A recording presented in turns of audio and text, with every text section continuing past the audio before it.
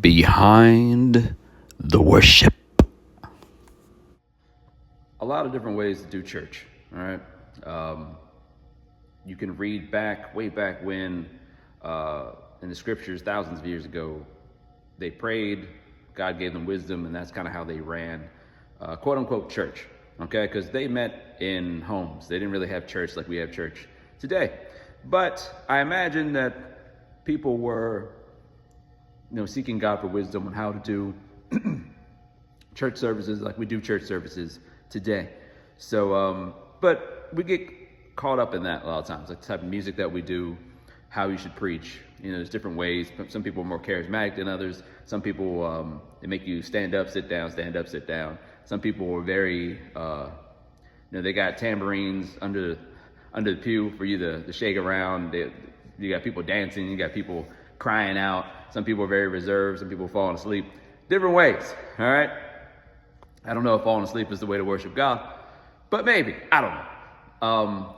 But we have a lot more grace today, right? In the Old Testament, there was a specific way you had to do things, a specific way that the temples had to be built, or you might die. God's presence and his holiness might kill you, or you could be stoned to death, if you didn't do things the right way.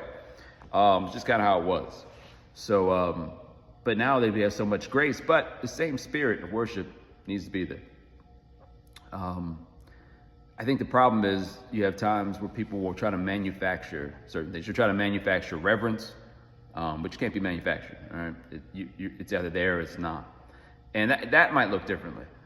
Someone might sitting down while music is playing. Perhaps that's them showing reverence towards God. When somebody else on stage maybe wants them to stand up, they're showing reverence just by sitting down, which is fine. It's hard to know, from our perspective, outside looking in at another person, if that makes sense. All right, so a lot of different ways to worship, a lot of different ways to run your service. The question is, are you being faithful to God in the midst of it, and what's in your heart?